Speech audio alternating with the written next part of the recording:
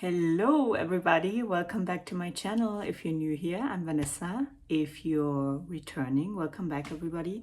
Thank you for tuning in. As you may know, I'm in Portugal right now and I haven't really been online for a few days, and I'm going to tell you why. I had the stomach flu. It was terrible. I was just laying in bed and not feeling well, but that's okay because I had a lot of time to rest and recover and heal. And sometimes you need that. Sometimes you don't know why you're given what you're given, but the first day I just felt like, oh no, this is so annoying. I don't want to deal with that. I don't want to be in that. And I'm staying with good friends, so I didn't want to be a burden to them. But that also brought up some old triggers of mine, which obviously is always a great opportunity to look into and to feel through and to release. So it was a great opportunity for me to also, allow myself to take up some more space and to just be who I am, despite not feeling great, despite not being able to hang out with people a lot, and just wanting to sleep actually all day. And, so that was a really interesting moment of understanding you can be who you are and have your needs, and just, sometimes not be pleasant or be entertaining or be, in the high points of yourself. And it's just what it is, even when you're traveling. I think sometimes when we're traveling, we want to get, like, obviously the most out of our trip. And I just realized that, apparently I need a rest and to process something in my body. So that's what I did a few last days. And I missed you guys, so I'm happy to be back. Before I got sick, I had an opportunity to offer a really, really beautiful inner child workshop in Lisbon, which was, really interesting and really, really touching, because it was actually, I proposed 2 hours for it. We ended up nearly using 3 hours, because this is such a big topic. And you know that if you've been watching my content, because I talk a little bit about it here and there in every video. But inner child work for me is something that is so, so, so important and so life-changing. And seeing people, opening up, because you never know in a workshop, right? Like, you know it from yourself. Sometimes you feel like you feel safe enough to open up. Sometimes maybe you don't.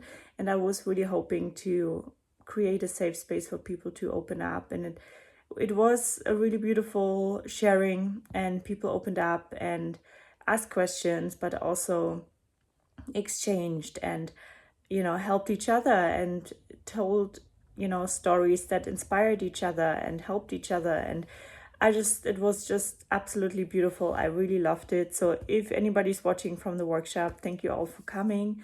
This was really beautiful. I appreciate your openness, and I think it was a really healing circle. So having said that, I want to go and jump into the topic of a little more, like I already sprinkled into the few minutes that we're talking already. I want to talk a little deeper about our parts. And that often when we're starting a healing journey, often, not always, not everybody's going to identify with that, but see if you do. Sometimes we become like the kindest part, or we're trying to focus only to become kind people.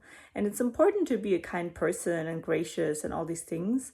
And there's so many parts of us that, like we suppress, and we can express them through kindness. But if they are not in their natural state, we often hide them because we're afraid that is not kind, that is not, that is shameful, this is ugly, this is angry, this is whatever.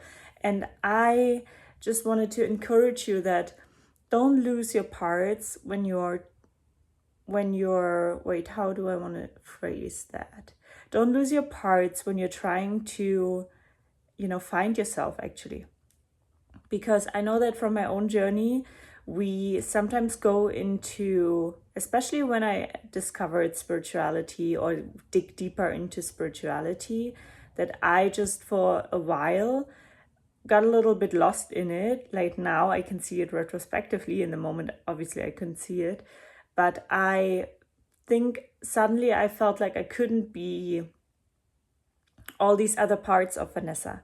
Like I didn't think at the time I couldn't be, but like this spiritual surge and the spiritual evolution was just such on the forefront of my life or of my interest that I forgot, a little bit all my other parts. And that's okay. That happens sometimes. It happens when we fall in love. It happens when we change city. It happens when we have new friends. It happens when we have a new job. It happens when we go into self-development, self-growth. It happens when we have a new hobby. Like it's normal that we have an intense phase where we, I don't want to say isolate, but where we go into a specific rabbit hole and we go down. And that's completely fine. And at some point, we also want to acknowledge that there are other parts of our life, yes, externally, but then also internally, right? Like, so I'm going to give you this example of my spiritual journey. For a while, I discarded a little bit like the parts of me that love rock and roll and going to concerts and have a big business background and love to dance and be a little wild and all these things, And it was not that I actively pushed these parts away, but I just felt like, oh, I don't need that anymore. And it's okay if you decide like this is not me anymore. But retrospectively, afterwards, I learned that, oh no, this is still me. I'm still loving to dance. I still love concerts. I may not enjoy drinking anymore, or I may not enjoy certain circumstances or experiences anymore, but I still do love music, dancing, the act of music, concerts, my friends, and so on. So discernment is a really good word here. Discernment is a really good thing in that to follow. Like, what are you aiming to release? Are you aiming to release like a certain feeling, or, like for me, I guess I let go of needing to stay out super late, needing to drink alcohol, needing to dress up every time like crazy. Like I released a lot of, I would say, shoulds in my life. And I also said a lot of times no to going out just because I didn't feel like it. But then sometimes your parts are resurfacing of like, okay, what about those things that you actually enjoy? And for me, it was definitely the music parts and the connection parts with people. And alcohol, when I was like in my early 20s, often made me open up and bring out parts of me that I guess I didn't bring up so freely when I was sober. So I realized, oh, what parts would that be? Okay, for me, that's a part that allows herself like to sing and be a little wild and be a little loud. And, now I feel completely confident to do that when I'm sober. So that is, I think, the evolution in that, without having to, push away those parts of you that are like they are. I'm not going to say everybody is going to have the same parts as me. I don't believe that. But I'm sure you think of parts of yourself as I'm speaking about mine. So that's why I'm speaking about mine, to remind you of what parts, have gotten lost along the way. Also, when you think of your childhood, like think of a very happy moment. Maybe you had many, maybe you had just one. What were you doing? What were you wearing? Who were you surrounded by? Because like our inner child lives on within us. And I explained this concept a few times. If you need a reminder, put it in the comments below and I will make another video about this. But I just really feel that I really want to remind you that all your parts are valid and welcome. And it is not about discarding parts of you. It's not about parts of you have to die. It's not about, sometimes people speak in those ways, like parts of you have to die. I'm really not a fan of this, because this is like telling a child, like, go, I'm a fan of, like, let's rephrase that. And I want to say that let's purify our parts to our original state of how they are meant to be. And that is often conditioned, and conditioned, I mean, it's not pure. In the sense, with pure, I mean authentically, naturally you, without putting on a mask, without hiding, without making yourself bigger or smaller, without, like changing yourself in any way for anything or anyone. How are the parts then? And I also mean that includes not putting self-righteousness on it, yeah?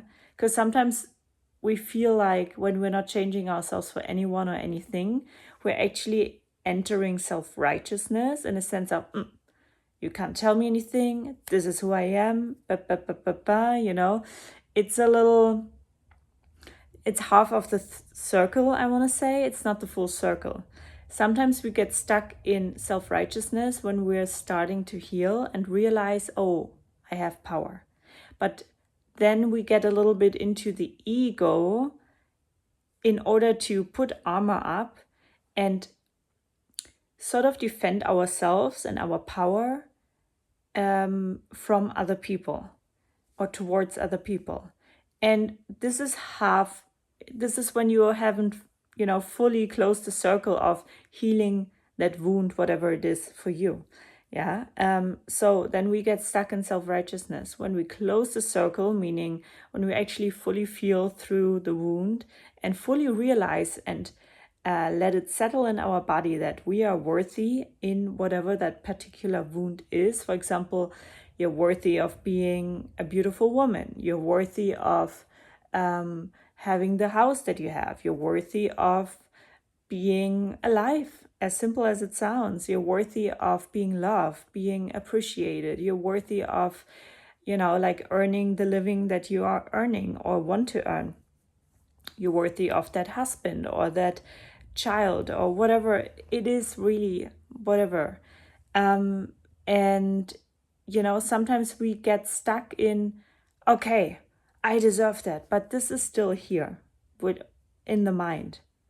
It needs to sink into the body for you to feel truly worthy. You need to accept that you're worthy. You need to accept that part of you that wants whatever it wants. Yeah? Like, let's say, accept that part of you that wants to feel free. And often we equate freedom to money. That's why a lot of people want to be wealthy, because they feel like, when I'm worthy, I'm free. Yeah, but if your heart is not free, you're still not free. That's why a lot of millionaires sit in Hollywood and are still devastated but rich in their mansions. You know what I mean? Just one example, no judgment. Another example could be, you want to be loved so much because maybe you haven't had that emotional support or that emotional connection in your childhood with your caretakers or parents. And so you want to be loved so much, so you take any love that comes your way. Although you may deserve better, but you don't see it. So you take anybody's love that comes your way and you're like, all right, oh my God, this person likes me. I should settle for that. I should go for that. I will not meet anyone better than that. And then there's a breakup and you realize, oh, what now? So it's really important that you accept your own needs and learn to feel in your body, like whiskerly, like literally feel that you deserve that. So, but in order to do that, we need to confront the parts of ourselves that don't believe us, that don't believe that we're worthy and deserving of whatever we want. And we need to meet those parts with love. So instead of pushing them away, instead of like saying, oh, you know, I'm going to kill this part of me, or I'm done with this part of me, you know, try and see if you can, you know, understand that part, change perspective and take their perspective. And that sounds maybe a little abstract, but I mean it as I say it. Imagine a part of you is like a friend. Let's say there's a part of you who, you know, really wants to, I don't know, be seen. Let's take it as an example. There's a part of you that really wants to be seen. And, you know, like you're trying so hard for everyone to see you, or, you know, like, you know, you're posting maybe on social media, or you're telling people about what you do, or maybe you don't even dare to do that. And maybe you feel very small. That's the opposite side of it. You know, sometimes we go all in or we hide. But whatever it is, ask yourself, what is this part of me that really wants to be seen? What do they need? He, she, they. What do they need? What did they not receive in childhood? You know, and when you allow yourself to get in touch with these answers, with this part of yourself, and like feel into it, let the answers arrive naturally, and you don't need to force it, because there's no, like, we cannot force that, but we can softly listen to those parts. And when we start hearing and listening to those parts and taking them seriously, they will reward us. Like, literally, we want to create inner union, and we cannot create inner union when we are not aware of who we are. So in order to become aware of who we are, we need to get in touch with all those parts of ourselves and acknowledge them and accept them first and foremost. How do we do that? By, you know, connecting to them and understanding why they're there, taking the perspective and seeing, oh, that part wants to be seen. I want to be seen so bad. Why does nobody see me? Because I don't see myself. Why am I not seeing myself? What am I not seeing? I'm not seeing that I actually was craving the attention of my parents and they couldn't give it to me. Again, it's a random example, but you know what I mean. We need to give some examples, yeah? And then you realize, oh, wow, this is what I really needed and I didn't receive it. So then it's a time where we need to grieve that. We need to grieve, like, oh, I didn't receive that. And your adult brain may tell you, I don't need to grieve that. I already know that. That's okay. I'm an adult. I move on. I'm self-reliant. I can handle this. Great. Take a breath with your evolved adult brain. I'm proud of you. Amazing. And there's still a part of you that is small and a child, and that is frozen in time. And I'm saying frozen in time because this is what's happened when a wound is created. When something is happening in a certain situation and we feel like we're either loved in it or not loved in it, let's say you're not feeling loved in it or recognized or seen or whatever, then this may cause you to have a reaction within yourself based on what's happening outside. Yeah. So what happens within yourself may create a wound. So maybe you would feel very discouraged or sad or shocked or disappointed or afraid or whatever. And that's a rupture. And in that rupture, if it's not resolved, if your mom doesn't come and say, hey, sweetie, what's going on? Are you sad? Talk to me about it. And, you know, there's a repair in a way. If that repair doesn't happen at some point, you need to help yourself. Like, it needs to happen when you're an adult. Otherwise, that wound carries on and you will always feel needy and to be seen by other people. For this specific example, in that wound of like, I don't feel seen. And so when, as an adult, we do inner child work, for example, we have the chance to connect to our inner child and resolve and heal that wound and go inside, connect to that part of us that feels unseen. Just notice where you feel it in your body. If you cannot feel it at once, that's okay. Practice a few times. You'll get there with patience, my friends, patience. Breathing into the place where you find the feeling, naming the feeling. Again, patience. If you need help to name an emotion and you're having a hard time naming your emotions, just Google emotional wheel, and there will be on Google an emotional wheel. You can print it out, put it next to your mirror or your laptop or whatever you exposed to every day. And whenever you feel like, I'm feeling triggered right now, or I'm feeling, like weird right now, I'm feeling emotional, just go along the wheel and check what emotion resonates with you. And maybe it's frustration or anger or sadness. And then sit with that feeling. And maybe you cannot say where it is in your body, and that's okay too. But maybe you can name it. Oh, I'm frustrated, or I'm sad. You take a few breaths and then you just try to find it in your body. Where is it? And if you can't find it, that's okay too.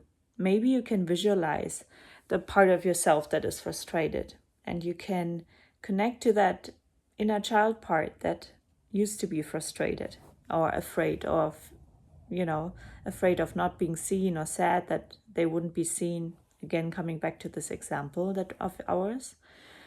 And by feeling through these feelings of sadness and desperation, maybe even of not being seen, by feeling through it and processing it, and processing means like there's an emotional release. So sometimes there's like anger or something, sometimes there's tears, sometimes there's yawning, sometimes there's like shaking or whatever.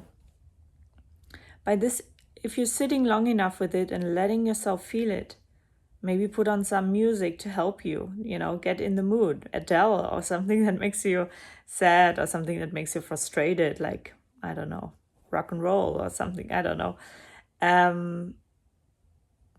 Death metal, whatever needs to, whatever can help you. That's just a tiny tool that I use sometimes to get me in the mood of release, because sometimes the emotions are stuck and don't want to come out when we're too much in our head, right?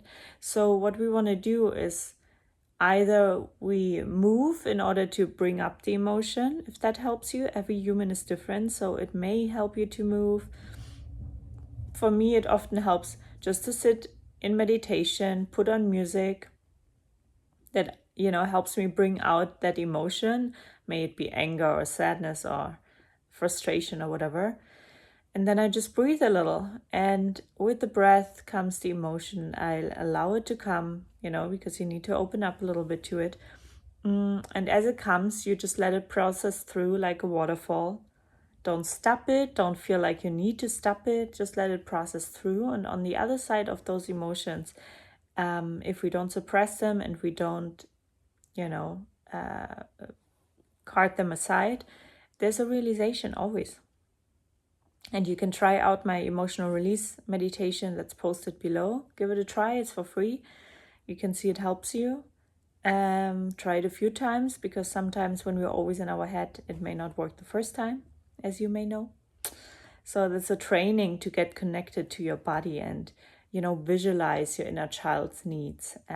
Or sometimes there are other parts of ours that are not inner child parts. Sometimes it's an adult part. Yeah. And so I just want to encourage you to accept all your parts. And that's a journey too, the acceptance. Took me a while, and sometimes parts pop up that I realize, oh, hi. Okay, I didn't know you were there, so let me sit with you and understand you and ask you some questions like I would do with a friend, but I sit down in meditation, connect to that part that popped up because I got triggered or whatever, and realize, what does this part need? What do they want to tell me? And this is a really beautiful life tool that I can just recommend you again and again and again, that I use every single day, that I teach to all my clients. That is really about learning to speak the language of your inner parts, of your inner being, and getting to know yourself on a much deeper level, so you can feel confident to make decisions for yourself without constantly doubting yourself. You can connect to your intuition. You know the difference between intuition and fear, or weird voices in your head. So getting to know your inner parts, you can also sit down, write down what parts of you already know.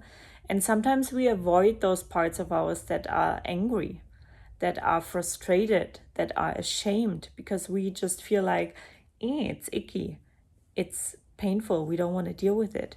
Especially anger is an emotion, especially for women who we don't want to engage with it, we don't want to let it out. And there are healthy ways to let it out. And the most important thing is, when I say feel your emotions through, sometimes you may not feel confident to do that by yourself, so get in touch with the practitioner, with me or somebody else. But also always make sure you don't harm yourself or anybody else in the process, okay? That's really important. And so often we're afraid to connect to those crunchier parts, those darker parts, let's say. Not that the parts are bad, I'm not saying darker because they're bad, but they are underneath, they want to be unearthed. So anger, for example, like I said, especially for women, is a part that is often so suppressed that we don't actually know it's there, but it is there. So it's really worth it to get in touch and allow it to come up. So observe when you feel triggered, when you feel emotional. What am I feeling at all? And then let's purify it, because anger is not a problem if we respond to it. Like, there's two things. There is feeling an emotion, and there's responding to an emotion, and there's reacting to an emotion, if you watch that video of mine. So we want to learn a healthy language of responding to our emotions without reacting to our emotions. So without reacting in terms of fight, flight, freeze, or fawn. So that means, whatever nervous system response you attune to, this may be your first automatic response. So when we talk about, I talked about it in many videos, so actually go back and watch that, about the details around fight, flight, freeze, and fawn. But every one of us has like an automated primary reaction, one of those fours or two of those fours usually. So that is in order to protect us, obviously. So in order to change that and allow those parts of ourselves, like anger is a valid part. Sometimes we need to get angry when our boundaries are crossed. It is just a difference if you're acting from conditioning. So you may, fight with somebody angrily and get out of be disrespectful or something. That's not okay. But you can also be respectfully and graciously angry, and that's mature. This is when you feel like, oh, my anger is fair, my anger is welcome, and how do I want to respond to the feeling that's coming up inside of me that is anger?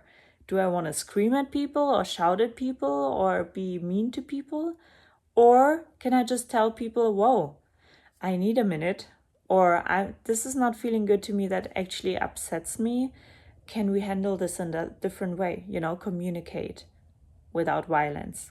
So think about your parts. Think about what parts are active inside of you or dormant inside of you that you have not allowed to be integrated in your full being, because we are made out of so many parts, and it's okay to have different sides to you. And it's about purifying ourselves rather than denying ourselves and hiding ourselves. And we also don't need to kill our parts. It's really about, coming into balance. That's what I want to leave you with today. If you have any comments, questions, or anything like that, post it below. Any of your personal experiences. If you like this video, give it a thumbs up. And please subscribe so we can, keep on making these beautiful videos. And I see you in the next one. Thank you so much for watching. Ciao.